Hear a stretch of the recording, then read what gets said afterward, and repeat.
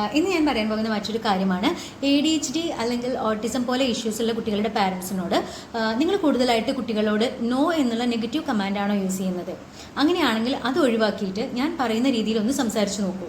For example, കുട്ടി ഇപ്പോൾ ഓടുകയാണെന്നുണ്ടെങ്കിൽ ഓടരുത് എന്ന് പറയുന്നതിന് പകരം അരുത് എന്നുള്ള നോ എന്നുള്ളതിന് പകരം വോക്ക് സ്ലോലി അല്ലെങ്കിൽ മെല്ലെ നടക്ക്, അല്ലെങ്കിൽ ഡോണ്ട് ഷൗട്ട് അല്ലെങ്കിൽ ബഹളം വെക്കല്ലേ എന്ന് പറയുന്നതിന് പകരം മെല്ലെ സംസാരിക്കുക, പതുക്കെ സംസാരിക്കുക എന്നുള്ള പോസിറ്റീവ് ബിഹേവിയർ പറയാം. അതായത് നമ്മൾ കുട്ടിയിൽ നിന്ന് എന്താണോ എക്സ്പെക്റ്റ് ചെയ്യുന്ന ആ കാര്യം നമ്മൾ കുട്ടികളോട് ഇൻസ്ട്രക്ഷൻ കൊടുക്കുക, അല്ലെങ്കിൽ അവരോട് സംസാരിക്കുക പോസിറ്റീവ് രീതിയിൽ. Positive in the sense don't know എന്ന് ഒഴിവാക്കുന്നതിന് പകരം കുട്ടിയിൽ നിന്ന് എക്സ്പെക്റ്റ് ചെയ്യുന്ന കാര്യം നിങ്ങൾ എന്താണോ അതാണ് പറയേണ്ടത്. ഡോണ്ട് ത്രോ ദ ടോയ്സ് എന്ന്, നിങ്ങൾ സാധനങ്ങൾ എടുത്തെറിയല്ലേ അല്ലെങ്കിൽ ടോയ്സ് എടുത്തെറിയല്ലേ എന്നുള്ള പറയുന്നതിന് പകരം പ്ലേ ജെന്റ്ലി, സൂക്ഷിച്ച് കളിക്കുക, അല്ലെങ്കിൽ സാധനങ്ങൾ സൂക്ഷിച്ച് വയ്ക്കുക, സൂക്ഷിച്ച് കളിക്കുക. അങ്ങനെ അതിനെ തന്നെ നമുക്ക് വേറെ രീതിയിൽ പറയുന്നതാണിത്, പോസിറ്റീവ് രീതിയിൽ. അപ്പോൾ ഇങ്ങനെ നോ ഡോണ്ട് എന്ന് യൂസ് ചെയ്യുന്നതിന് പകരം ഇന്ന് മുതൽ നിങ്ങളൊന്ന് പോസിറ്റീവ് രീതിയിലൊന്ന് സംസാരിച്ച് നോക്കൂ.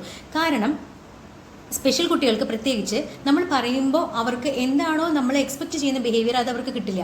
അവരോട് ഇപ്പോൾ ഡോണ്ട് റൺ എന്ന് പറയുമ്പോൾ അവർ ഓടാതിരിക്കും, പക്ഷേ അവർക്ക് ഇനി എന്താണ് അവർ ചെയ്യേണ്ടത് എന്നുള്ളത് കൺഫ്യൂഷൻ വരും. അത് പ്രോസസ്സ് ചെയ്യാൻ അവർക്ക് ബുദ്ധിമുട്ടുണ്ട്. സോ അത് നമ്മൾ ഒഴിവാക്കണം എന്നുണ്ടെങ്കിൽ അവർക്ക് ആ ഒരു ഫ്രസ്ട്രേഷൻ വരും, അല്ലെങ്കിൽ അവർക്കൊരു കൺഫ്യൂഷൻ വരും. അത് ഒഴിവാക്കണമെങ്കിൽ നമ്മൾ ഈ രീതിയിലൊന്ന് നിങ്ങളൊന്ന് മാറ്റി സംസാരിച്ച് നോക്കൂ. അതാണെങ്കിൽ ഇത് വളരെ ഹെൽപ്ഫുൾ ആയിരിക്കും കുട്ടികൾക്ക്. Try this method. Thank you.